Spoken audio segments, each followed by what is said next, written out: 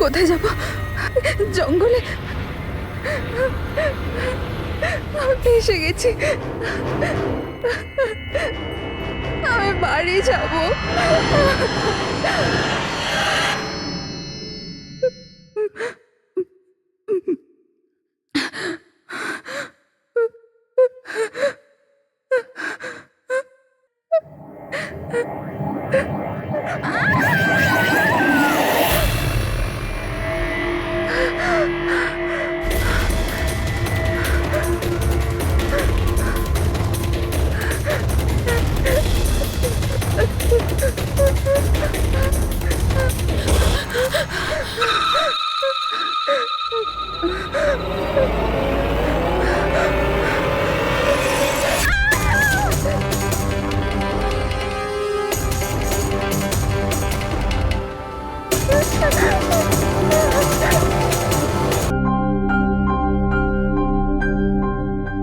Hello, hello, আপনি কি হিরাল বলছেন? হ্যাঁ আমি হিরল বলছি। আপনি কে? আমি মানিক। আমি আয়েশার সাথে কাজ করি। এখানে একটা বড় প্রবলেম হয়ে গেছে। প্রবলেম? আয়েশার সাথে কি হয়েছে? দেখুন, ও জঙ্গলে কোথাও হারিয়ে গেছে। ওকে খুঁজেও পাচ্ছি না আর ফোনেও পাচ্ছি না। আর আমাদের ভয় হচ্ছে যে ওর কিছু হয়ে যায়নি তো।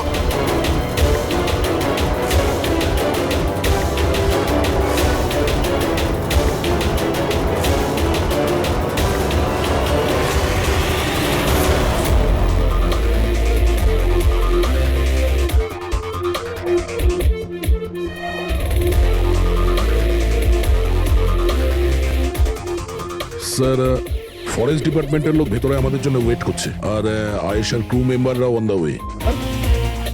কিন্তু আপনারা এটা তো নিশ্চয়ই জানেন যে যে ওই লাশটা আয়েশারই নাকি অন্য কারোর।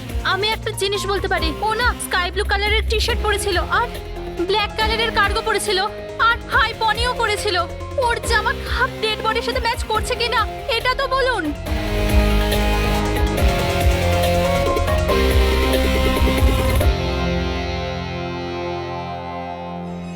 ও,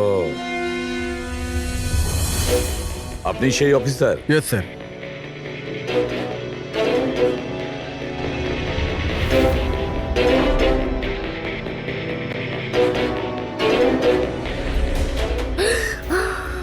প্রশান্ত?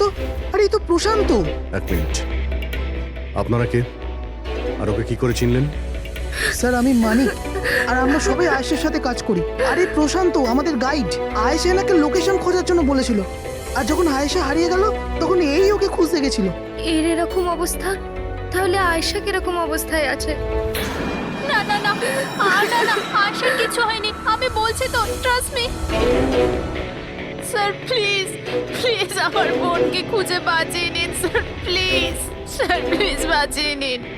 দেখো, তোমার বোনকে নিশ্চয়ই আমরা বাঁচাবো। আপনি ওনাকে একটু সাইডে নিয়ে যান। স্যার, এই বডিটা আজ সকালেই আমরা পেয়েছি।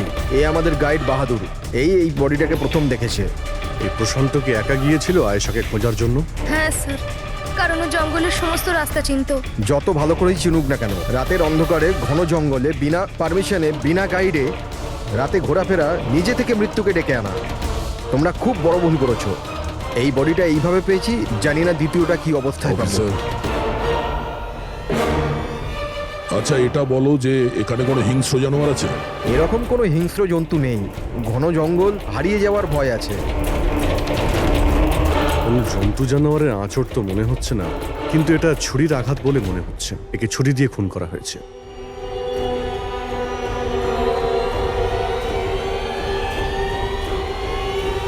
স্যার, হ্যাঁ পূরবী, স্যার এই ক্যামেরাটা পেয়েছি এখানে। এটা তো আয়েশার ক্যামেরা। হ্যাঁ স্যার, এটা আয়েশা 3 দিন আগে কিনেছিল। এটা চালিয়ে একবার দেখো তো। স্যার এটা অনই হচ্ছে না। কেন?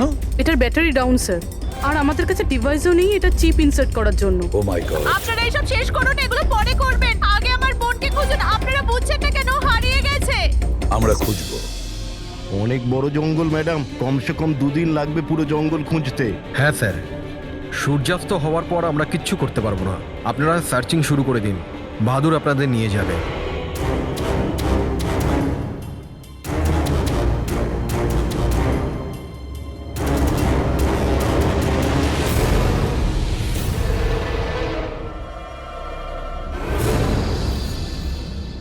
স্যার স্যার আমরা জঙ্গলের অনেক ভেতরে চলে এসেছি স্যার। স্যার এখানে কেউ আসা যাওয়া করে না স্যার। স্যার এক কাজ করি, আমরা ফিরে যাই, না হলে অন্ধকার নেমে আসবে। এখন তো অনেক আলো আছে, অন্ধকার হয়েছে কোথায়? স্যার ফিরতেও তো অনেকটা সময় লাগবে না স্যার? তো ওই হিসাবেই বললাম, এত দূর স্যার কেউ আসেই না। স্যার এখানে কিচ্ছু পাবেন না। আরে ভাই, যখন এত দূর চলে এসেছে একটু দেখে নি না ভাই? চলো চলো। আচ্ছা আচ্ছা।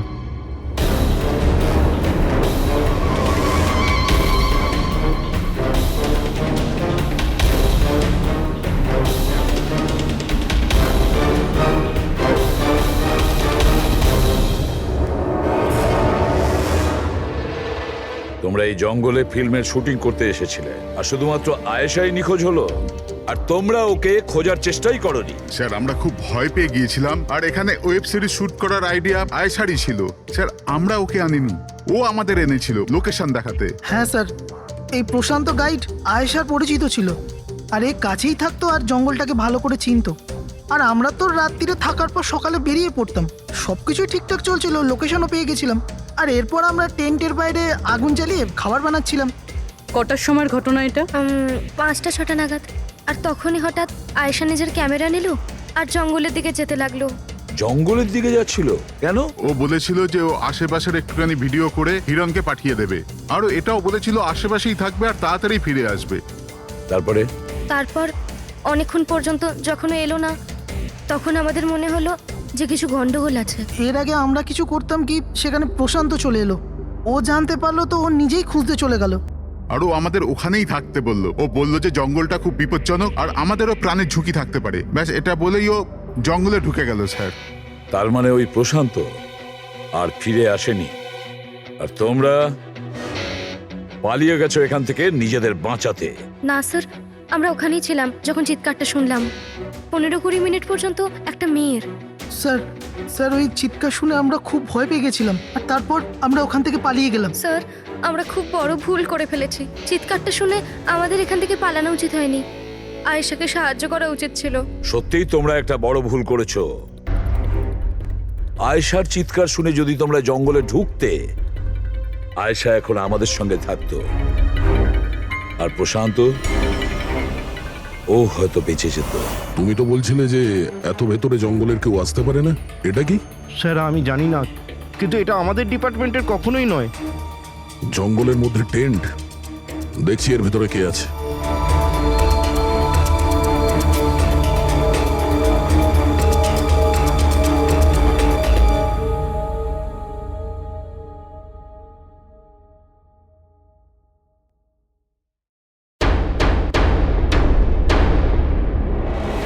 এই কাপড় তো দেখে মনে হচ্ছে কাটা হয়েছে। টেন্ট পিছন দিক দিয়ে কেটেছে, তার মানে সামনে কোনো বিপদ ছিল।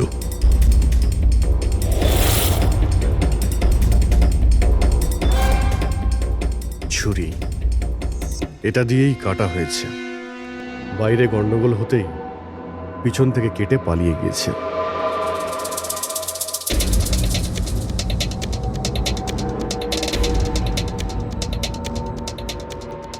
রাতে থাকার পুরোপুরি বন্দোবস্ত ছিল এখানে, বনফায়ার। এই আলু এখানে দেওয়া হয়েছিল। স্যার এত ভেতরে এত রাত্রে থাকার মতন কেউ পাগলই হবে স্যার, না হলে এত ভয়ঙ্কর জঙ্গলে রাতে থাকার কথা ভাববে কে? কোনো নেচার লাভার না কোনো খুনি? এই দেখো,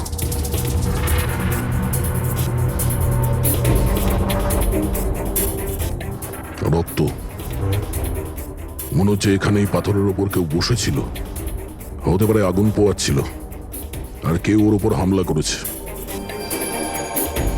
এটা দেখে টেন্টের মধ্যে যে ছিল সে পালিয়ে গেছে। চলো আগে গিয়ে দেখি। স্যার স্যার সূর্য অস্ত যাচ্ছে স্যার, ফিরতেও 2 ঘন্টা কমসে কম লাগবে। ফিরে যাই স্যার। ঠিক আছে, কালকে আবার আসবো।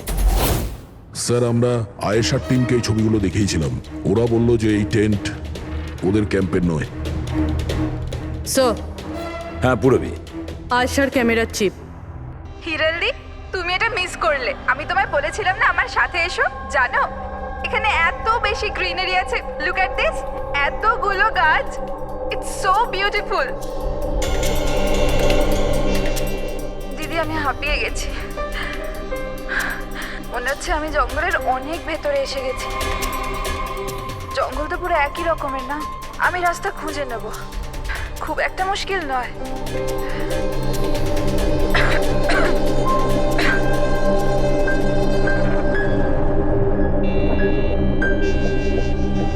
কেউ আছে নাকি ওখানে? কে ওখানে?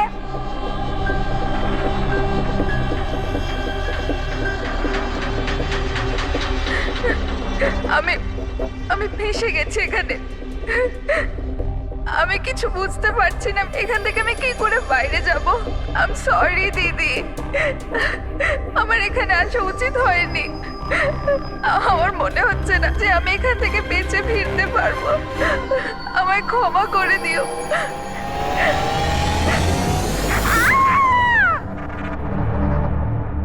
অভিজিৎ, যে কোনো পরিস্থিতিতে এই মেয়েটাকে ওই জঙ্গল থেকে উদ্ধার করতে হবে আমাদের। হ্যাঁ সালুকে। বস, আয়েশা যে জিনিসগুলো রোজ ব্যবহার করত, আমি সেই প্রত্যেকটা জিনিস থেকে ডিএনএ স্যাম্পল নিয়েছি। কিন্তু আশ্চর্যের ব্যাপার, কোনো স্যাম্পলই আয়েশার ডিএনএ এর সঙ্গে ম্যাচ করছে না। কি? কিন্তু হ্যাঁ, খুনির ব্যাপারে একটা খুব গুরুত্বপূর্ণ সূত্র পেয়েছি। সেটা কি স্যার? বস, এই ডিএনএ প্রোফাইলটা দেখো। এই দুটো ডিএনএ প্রোফাইলই দুটো আলাদা আলাদা লোকের, কিন্তু অদ্ভুত ব্যাপার হচ্ছে যে দুটো প্রোফাইলই আমি একই লোকের শরীর থেকে পেয়েছি, প্রশান্ত শরীর থেকে। প্রশান্ত শরীর থেকে? হ্যাঁ বস। সেটা কিভাবে? প্রশান্তর মৃত্যু অগণিত ছুরির আঘাতের জন্য হয়েছে, আর ওর শরীরে যে থাবার চিহ্নটা আছে সেটা আসল নয়, তৈরি করা হয়েছে নকল। আর সবচেয়ে আশ্চর্যের ব্যাপার হচ্ছে যে প্রশান্তের লাশের থেকে আমি ওর রক্ত ছাড়া আরো কারো রক্ত পেয়েছি। এখন এই রক্তটা কোনো পুরুষের না নারীর সেটা আমি বলতে পারবো না, কারণ ওই রক্তটা প্রশান্ত রক্তের সঙ্গে মিশে গেছে। কিন্তু একটা কথা ঠিক বস, এই রক্তটা তখনই বেরিয়েছে যখন প্রশান্ত রক্ত বেরিয়েছে। অভিজিৎ, দয়া, নিশ্চয়ই এটা খুনিরই রক্ত। খুনি প্রশান্তর ওপর হামলা করে, আর তখন নিজেকে বাঁচানোর জন্য প্রশান্ত ওর সঙ্গে মারামারি করে, আর খুনির রক্ত প্রশান্ত শরীরে লেগে যায়। তবে খুনিরও গুরুতর আঘাত লেগেছে, সামান্য আঘাতে এত রক্ত বেরোবে না তার। তার মানে খুনির শরীরে এখনো আঘাতের চিহ্ন থাকা উচিত। আরো একটা কথা বস, কি?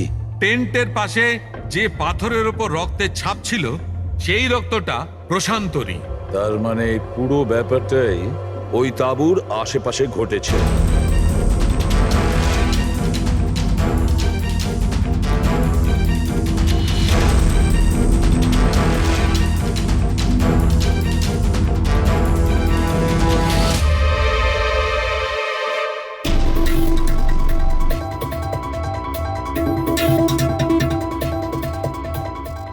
স্যার?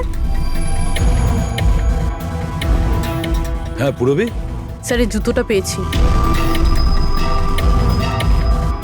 তাহলে কি এই জুতোটা আয়েশার নয় তো? এগিয়ে গিয়ে দেখি।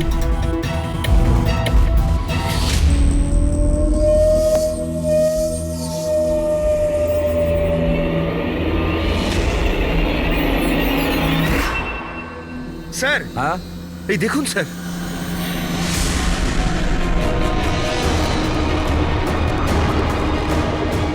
ছুরি দিয়ে আঘাত করেছে স্যারের পিঠে 5 বার। ওকে একটু উল্টে দাও।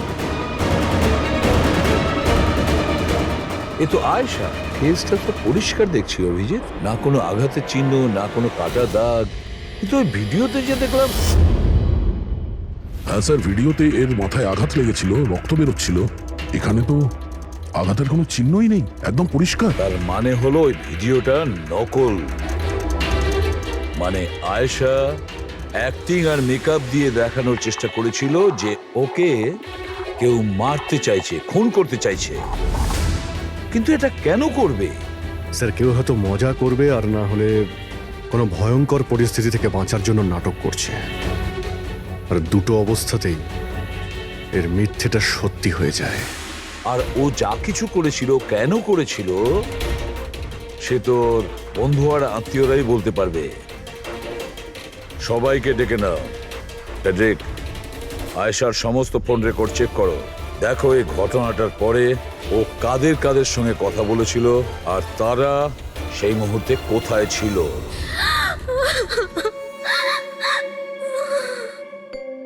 এরা আমাকে কেন ওকে দেখতে দিচ্ছে না? কি বাজে ভাবে মেরেছে আমার বোনকে। আর এরা বলছে যে ও নিজের মৃত্যুর নাটক করেছে, নিজের মার্ডারের নাটক। আর ওই নাটক সত্যি হয়ে গেছে। ভুল বলছে ওরা, মিথ্যে। আমাদের আয়েশা এরকম করতেই পারে না। আপনারা ভুল অভিযোগ করছেন।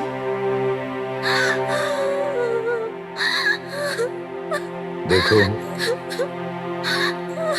আপনার দুঃখ আমরা বুঝতে পারছি, কিন্তু এই অভিযোগ ভুল নয়, সত্যি। এটা আয়েশার ক্যামেরা থেকে যে থার্ড ক্লিপিংটা আমরা পেয়েছি, সেখানে আয়েশার মুখের ওপরে অনেকগুলো ক্ষত চিহ্ন ছিল, কিন্তু যখন আমরা আয়েশার লাশটাকে পাই তখন ওর মুখ আর গলা পরিষ্কার ছিল।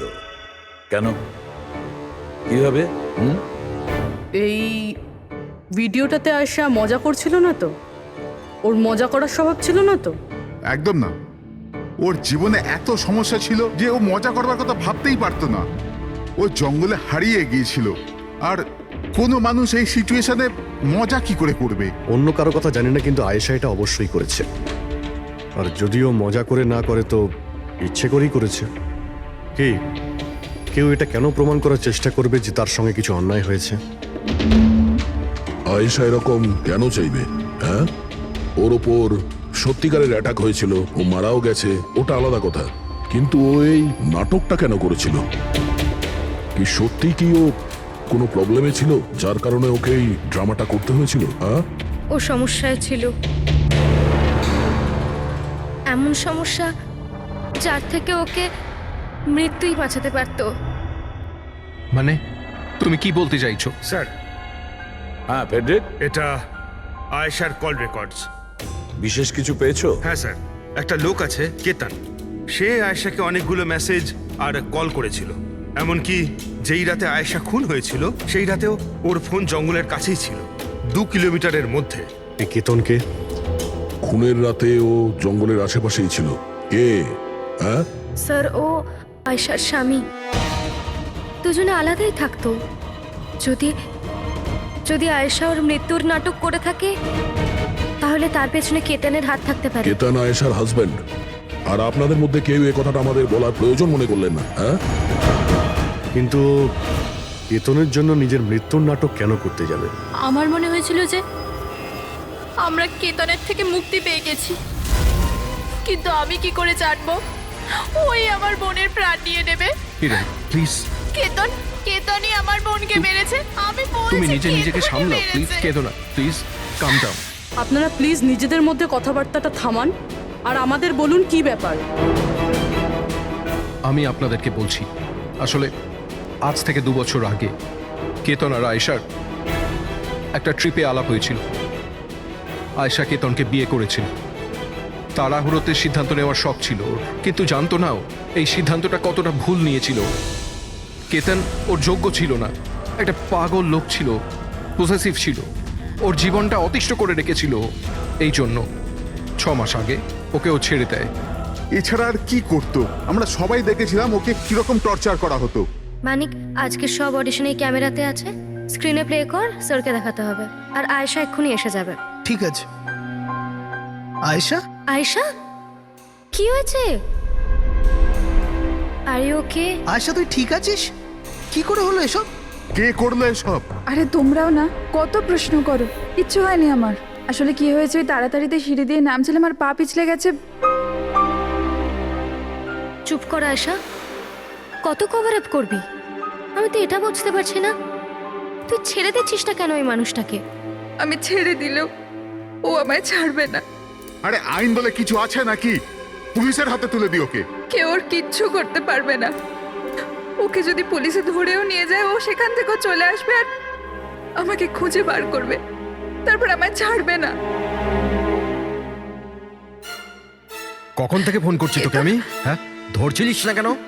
এখানে বসে টাইম পাস করছিস? হ্যাঁ, না কেতন, তোর এত সাহস কি করে হলো? কেতন আমি ডাক্তারের কাছে গেছিলাম তাই ফোন সাইলেন্ট ছিল, অন করতে ভুলে গেছি। ওকে, ডক্টর, হ্যাঁ আজকাল খুব বেশি যাচ্ছিস না ওর কাছে? কেতন কি বলছো? এরকম কিচ্ছু নয়। আর তুমি বললে আমি ডাক্তারের কাছে আর কোনোদিন যাব না। আমাকে প্লিজ ছেড়ে দাও, আমাকে ক্ষমা করে দাও। তোকে তোর যোগ্যতা দেখাই, চ। কি করছে সব? ছাড়ো ওকে। এই নিজের কাজে মন দে, বুঝেছিস? এনাফ। এনাফ। মানুষ না, এই কেতন তো জানোয়ার। তোমরা কেতনের ব্যাপারে আমাকে আগে বলনি কেন? আপনারা যা বললেন সেটা শুনে তো মনে হচ্ছে কেতনই আমাদের প্রাইম সাসপেক্ট। মনে হচ্ছে কেতনের কারণেই সেটা করেছে। আর কেতন আয়েশার অভিনয়টাকে বাস্তবে পরিণত করেছে। যদি যদি তোমরা কেতনের ব্যাপারে আমাকে একটু আগে জানাতে পারতে। গত 6 মাস ধরে আয়েশা আমাদের সাথেই ছিল, আর এর মধ্যে একবারও তো কেতনের সাথে দেখাও করেনি। আর শহর থেকে এত দূরে জঙ্গলে আসতে পারে সেটা তো আমরা ভাবিইনি। এই ধরনের পাগল আর সন্দেহবাতিক লোক যে কোনো কিছুই করতে পারে। হ্যাঁ, কেতনের অ্যাড্রেস আর টেলিফোন নাম্বারটা আমাদের দেবেন।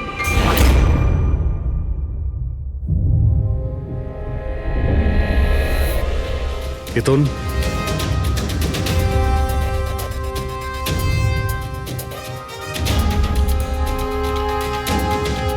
স্যার, এই ফটোগুলো দেখে তো মনেই হচ্ছে না যে দুজনের মধ্যে কোনো ঝামেলা ছিল। আপনারা? কেতন আয়েশার স্বামী। পুলিশ। সিআইডি। আপনারা কি করতে এসেছেন এবার? আমার আয়েশা চলে গেছে, আমার জীবন বরবাদ হয়ে গেছে। আপনারা কি চান আমার থেকে? ইনফরমেশন তোমার আর আয়েশার ব্যাপারে।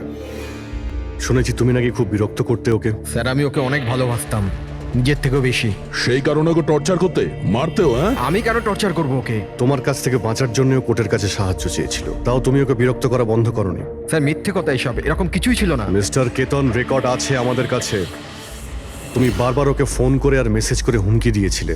আর এটাও কাউকে বলেওনি, আমরা জেনে গেছি। আর তাছাড়াও গত 6 মাস ধরে তুমি হেরাল আর রোহানের ঘরের আশেপাশে ঘোরাফেরা করছিলে। আর যে রাতে আয়েশা খুন হয়েছে ওই রাতে তুমি ওই জঙ্গলেই ছিলে। এগুলো তোমার ফোনের লোকেশন থেকে পাওয়া গেছে। নিজের অপরাধটাকে লুকানোর চেষ্টা করো না, কোনো লাভ হবে না। আর এই ডবল মার্ডারে খুনিরও প্রচুর আঘাত লেগেছে। এই কি করে লাগলো তোমার? স্যার, এই আঘাতটা ওই দিন ঝোপেতেই লেগেছিল, কিন্তু এরকম কিছুই নয় যেটা আপনারা ভাবছেন। স্যার, আমি আয়েশাকে মারিনি। স্যার, আমি মানছি যে আমি ওই দিন জঙ্গলে গিয়েছিলাম, কিন্তু স্যার আমি তো শুধু ওর সাথে কথা বলার জন্য গিয়েছিলাম। স্যার, পুরো 6 মাস হয়ে গেছে, আমি ওকে দেখিনি পর্যন্ত। খুব মিস করতাম স্যার ওকে। ওর সাথে দেখা করতে চাইতাম, ওর সাথে কথা বলতে চাইতাম, যাতে ওকে বাড়িতে ফিরিয়ে আনতে পারি, যাতে আবার টর্চার করতে পারো। না স্যার, আমি বদলে গেছি স্যার। স্যার, আমি তো এটাই বলতে চেয়েছিলাম, কিন্তু যখন আমি জঙ্গলে গেলাম দেখলাম যে ও অন্য কারোর সাথে যাচ্ছে জঙ্গলের ভেতর। স্যার, আমি কি করতাম স্যার? আমি এমনিতেই মাথা গরমের লোক। আমি ভাবলাম বেকার বেকার ঝামেলা তৈরি হবে, সেই জন্য আমি চুপচাপ বাড়ি ফিরে এলাম স্যার। স্যার, ট্রাস্ট মি, আমি কিচ্ছু করিনি, আমি মারিনি ওকে স্যার। দেখো কেতন, তুমি এখনো আমাদের সন্দেহের তালিকায় আছো। যতক্ষণ এই কেসটা শেষ না হচ্ছে তুমি হেফাজতে থাকবে। স্যার, এই কেতনের কাছে কিন্তু আয়েশাকে মারার মোটিভ ছিল। ও তো বেঁচে গেছে, এবার বাকি রয়েছে এরা সবাই। হিরাল, সায়রা, অজিত, মানিক আর রোহান, এরা কি সবাই আয়েশার আপনজন ছিল? এদের কি মোটিভ হতে পারে? কারণ এদের মধ্যে তো কোনো প্রবলেম নজরে পড়ছে না। কেউ তো হবে স্যার যার আয়েশার মৃত্যু হলে লাভ হবে। কেউ কি পাবে ও মারা গেলে? সম্পত্তি, টাকা। টাকা? ইন্স্যুরেন্সের টাকা? হ্যাঁ, ইন্স্যুরেন্স।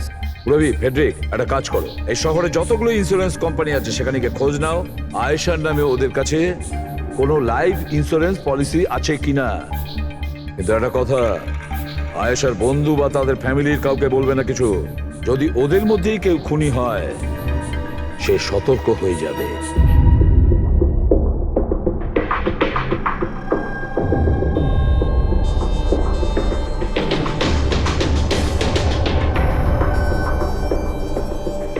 Okay thanks sir. হ্যাঁ পেড্রিক, আয়েশার অ্যাকাউন্টে মাত্র 1 লাখ টাকা আছে, কোনো ফিক্সড ডিপোজিট পর্যন্ত নেই। স্যার তানিশা ইন্স্যুরেন্স প্রাইভেট লিমিটেডের কাছে আয়শার নামে একটা বীমা পলিসি রয়েছে 50 লাখ টাকার। ও আচ্ছা। আর এই টাকা আয়শার ভাগ্নি মানে ও দিদি আর জামাইবাবুর মেয়ে নিমিষা পাবে। আচ্ছা, তাহলে এই ব্যাপার। স্যার আসলে আপনারা কি চাইছেন? আমার যা জানা ছিল আমি সবকিছু বলে দিয়েছি, আর আপনারা জানেন আমার স্ত্রীর শরীর কতটা খারাপ, এখন আমার ওর সঙ্গে থাকা উচিত, আর আপনারা আমাকে এখানে আটকে রেখেছেন। স্যার বলার কি বাকি আছে? সব বলে দিয়েছি। অনেক কিছু বাকি আছে, তুমি একটু বেশি কথা বলো, সেই জন্য যা কিছু প্রশ্ন করব ঠিক তারই উত্তর দেবে। এই তোমার ওইখানে যে ফ্যাক্টরিটা আছে ওটা তো বাজেয়াপ্ত হতে চলেছে, এর লোন তুমি শোধ করতে পারোনি কি? হ্যাঁ কিন্তু আপনারা এগুলো কেন জিজ্ঞাসা করছেন? আপনারা এগুলো কি করে জানলেন? প্রশ্ন নয়, শুধু উত্তর। আয়েশা তোমাদের সাথে তোমাদের বাড়িতেই থাকতো না? তাহলে 7 দিনে তুমি ওকে 41 বার কল করেছো কেন? বাহ বাহ বাহ, 7 দিনে 41টা কল এসেছে আয়েশা, দারুণ ব্যাপার। আর তার উপরেও তুমি অর্থ কষ্টে ভুগছিলে, তাই না? আর আয়েশার মৃত্যুর পরে তোমার ছোট বাচ্চা টাকা পেত 50 লক্ষ টাকা। আর ওই ছোট্ট নিরীহ শিশু সে কি করে জানবে 50 লাখের ধর্ম? ও কিভাবে ব্যবহার করবে? আর ওই 50 লক্ষ টাকা তো ভোগ করতো বাচ্চাটার বাবা, মানে তুমি, রোহন। থামুন আপনারা, চুপ করুন। আপনাদের কথা মতো আমি আয়েশাকে মেরেছি। স্যার আমার ওপর 15 কোটি টাকার লোন আছে, 50 লাখে আমার কিচ্ছু হবে না। আমি আয়েশাকে মারবো।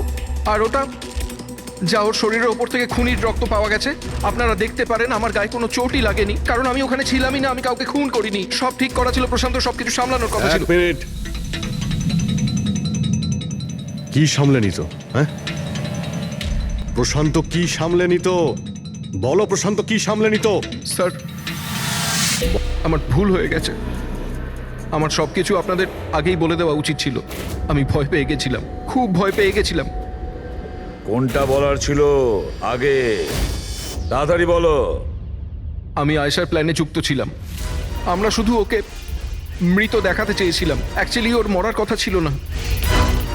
তার মানে আমাদের সন্দেহ ঠিক ছিল স্যার? সবকিছু ঠিক ছিল, ওই ভিডিওটা নকল ছিল, শুধু কেতনের থেকে বাঁচার জন্য ছিল। আর তুমিও এই প্ল্যানে জড়িত ছিলে? স্যার কেতন আয়েশার জীবন অতিষ্ঠ করে দিয়েছিল, ও বেচারি চুপ থাকতো, কাউকে কিছু বলতো না। স্যার একদিন লিমিট ক্রস করে গেল, সব সীমা ছাড়িয়ে গেল। ওর মনে হলো কেতন ওর জন্য কোনো বড় বিপদ হতে পারে, ও আমাকে বলেছিল। স্যার কেতন পাগল ছিল, পুলিশ বা ডিভোর্স ওর কেউ কিচ্ছু করতে পারতো না। আয়েশা ওটাকে পার্মানেন্ট মুক্তি পেতে চাইছিল, চিরদিনের জন্য। আমি হাঁপিয়ে গেছি জিজু। এখন তো ডিভোর্স আমাকে কেতনের থেকে বাঁচাতে পারবে না। যেটা আমায় ওই কেতনের হাত থেকে বাঁচাতে পারে সেটা শুধু আমার মৃত্যু।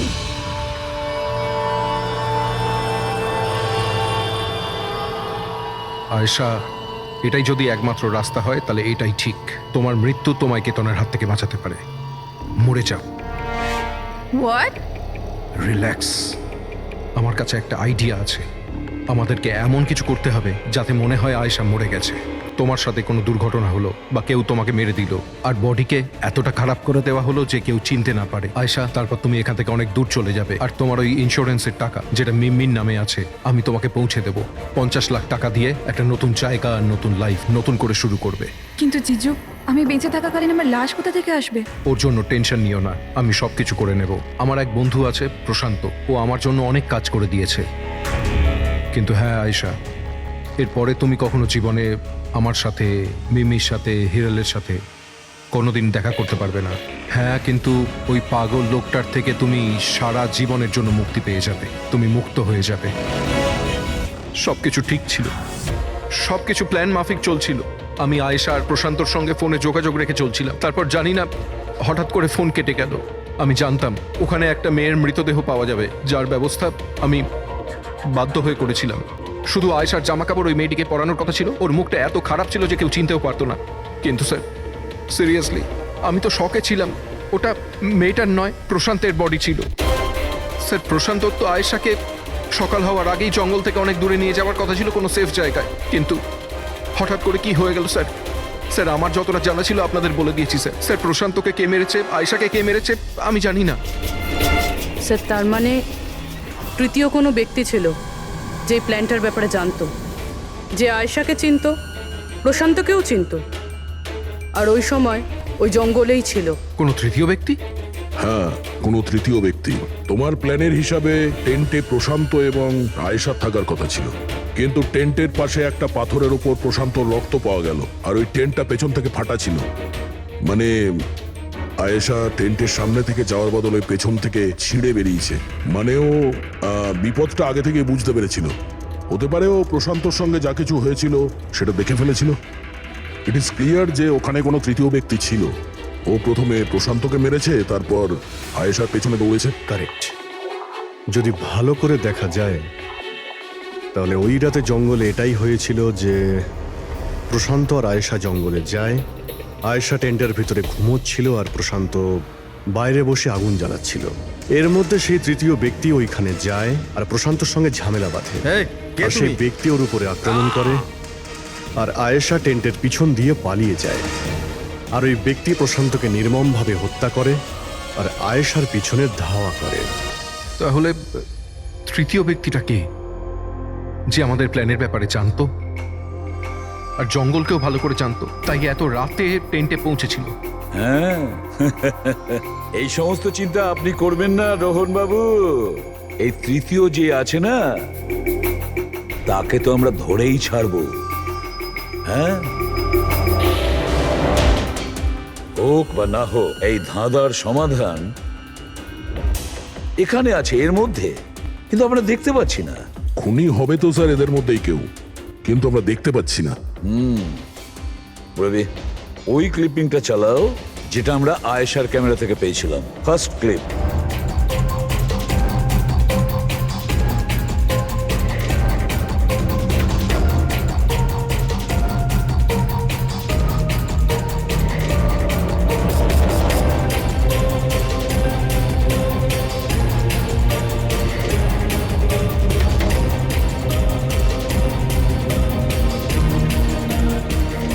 ইয়েস, তুমি ঠিকই বলেছিলে, খুনি আমাদের সামনেই আছে, কিন্তু আমরা দেখতে পাচ্ছি না। একটা কাজ করো, সবাইকে জঙ্গলে ডেকে নাও, তখনই বোঝা যাবে। স্যার এখনো আপনারা আমার ওপর সন্দেহ করছেন, যেখানে আমি আপনাদের সবকিছু সত্যি কথা বলেই দিয়েছি। স্যার আমি আমার বউকে কেন মারবো স্যার? আমি তোকে ভালোবাসি স্যার। আমার বোনের খুনিকে খোঁজার বদলে আপনারা আমাদেরই জিজ্ঞাসাবাদ করছেন। আর ওর গায়েব হওয়ার খবর তো আমি হিরাল ম্যামকে দিয়েছি। আর আমরা যদি কিছু করতাম তো আমরা কেন ফোন করতাম? হ্যাঁ, কিন্তু কেউ তো আয়েশাকে খুন করেছে, আর কে খুন করেছে সেটা আমরা জানি। আয়েশাকে খুন তোমাদের মধ্যেই কেউ করেছে, তোমাদের মধ্যেই কেউ। আমাদের মধ্যে কে হতে পারে স্যার? এখনই জানতে পারা যাবে। রোহন, তুমি একটা কথা বলো, আয়েশা রেকির জন্যে তোমার বাড়ি থেকে দুর্ঘটনার একদিন আগেই গিয়েছিল না? হ্যাঁ স্যার, একদিন আগেই গিয়েছিল। আর এটা সেদিনেরই ছবি, তাই না? যেদিন ওর রেকিতে যাওয়ার কথা ছিল। আয়েশার অ্যাকাউন্ট ওই পোস্ট করেছে, তো ওরই হবে। আর আপনারা আমার বোনের খুনিকে খোঁজার বদলে এরকম ফালতু জিজ্ঞাসাবাদ করছেন, আমাদের উপরে ব্লেম করছেন। এতে কি প্রমাণ পাবেন আপনারা? এটাই যে তোমরা আয়েশাকে জীবন্ত দেখেছিলে শেষবার ওই দিনই, তারপরও নিখোঁজ হয়ে গেছিল, তোমরা আমাদের বলেছিলে। আচ্ছা, ও কি কি পরেছিল অপর্ণা, তুমি বলেছিলে, তোমার মনে আছে? হ্যাঁ, ও না স্কাই ব্লু কালারের টি শার্ট পরেছিল আর ব্ল্যাক কার্গো প্যান্ট ছিল। হাই পনিও করেছিল। আপনার তো নিশ্চয়ই মনেই আছে। হিরাল, তুমি কি করে জানলে আয়েশা মরার সময় কি কাপড় পরেছিল? বলো, আরে বলো না। কারণ সেই দিন এ জঙ্গলেই ছিল। এই প্রশান্তকে মেরেছে আর তারপর আয়েশার পিছনে দৌড়োয়, ওর পিছু নেয় আর ওকে মেরে ফেলে। আর প্রশান্তকে মারার সময় তোমার গভীর আঘাতও লাগে। দেখাও। হাত ছাড়ুন আমার, দূরে থাকুন। হ্যাঁ, আমার থেকে। একে তো আপনারা আমার বোনের খুনিকে খুঁজে পাচ্ছেন না, তার উপরে আমার উপরে অভিযোগ দিচ্ছেন। হ্যাঁ, ব্যাস, অনেক অভিনয় করেছো, এবার ঠিক করে বলো কেন মেরেছো তুমি আয়েশাকে? হ্যাঁ, আমি মেরেছি আয়েশাকে। আমি মেরেছি আয়েশাকে।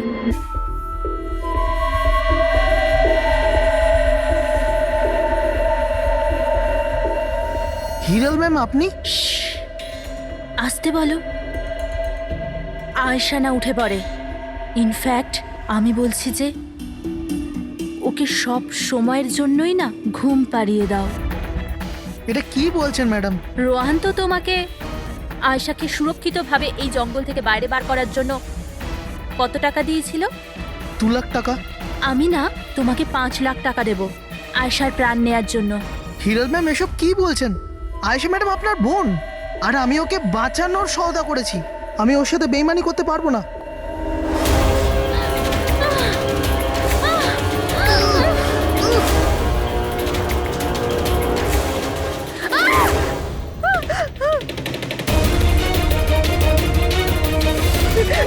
আয়েশা,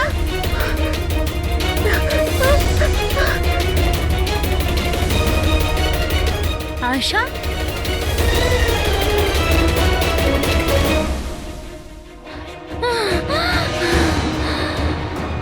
আয়েশা, আমার কাছে আয় আয়েশা।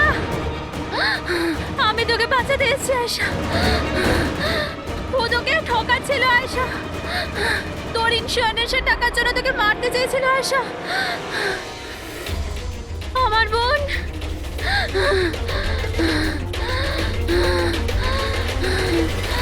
আয়েশা। সরি দিদি, আমি কিচ্ছু জানতাম না এই ব্যাপারে। সরি, আমার জন্য তোমার এত কষ্ট হলো। আমি জানতাম না যে জিজু এরকম কিছু করছে। আই এম সো সরি দিদি। আমার বোন। সরি দিদি।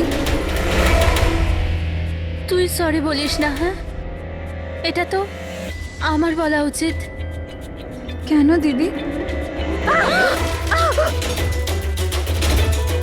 I am sorry. কেন কেন মেরেছো তুমি তোমার বোন আয়েশাকে? আপনারা জানেন না আয়েশাকে। ও সবসময় না সবার প্রিয় হয়ে এসছে। ভালোবাসার আয়েশা। সবাই ওকে ভালোবাসতো, আমাকে নয়। মা, বাবা, আমার সব বন্ধু, ইনফ্যাক্ট রোহান, আমার মেয়ে নিম্মিও আমার থেকে বেশি ওকে ভালোবাসতো। ও রোহানকেও আমার থেকে ছিনিয়ে নিতে চেয়েছিল। আমি রোহান আর নিম্মিকে নিজের থেকে দূরে যেতে দেখতে পারতাম না। না, আপনি বলুন আমি কি করতাম? আমি ভাবলাম সবসময় ও আমাকে হিংসা করে না, জিতেওছে সবসময়। না থাকবে আয়েশা, আর না থাকবে ওর জিত। এর জন্য মেরে ফেলেছি আমি ওকে। হিরাল, তুমি এটা কি করে করতে পারো? আরে আয়েশা তোমার ছোট বোন ছিল, আমাকে বড় দাদার মতো দেখতো। আমি ওর সাথে এগুলো কখনো স্বপ্নতেও ভাবতে পারি না। আমার লজ্জা লাগে তোমাকে আমার স্ত্রী বলতে। রোহান, তোমার ভুল নেই এতে। সব ভুল ওই আয়েশার। ওই সব করছিল। ও না তোমাকে আমার থেকে ছিনিয়ে নিতে চেয়েছিল, কিন্তু এখন তো এটা হবেই না। এবার তো তোমাকে কেউ আমার থেকে কেড়ে নিতে পারবে না। খুব বড় ভুল করেছো তুমি। তোমার সন্দেহ, তোমার ইনসিকিউরিটি একটা নিরীহ মানুষের প্রাণ নিয়েছে, প্রশান্ত গাইডের। আর তাছাড়াও তুমি তোমার আপন বোনকেও মেরেছো। আইন তোমাকে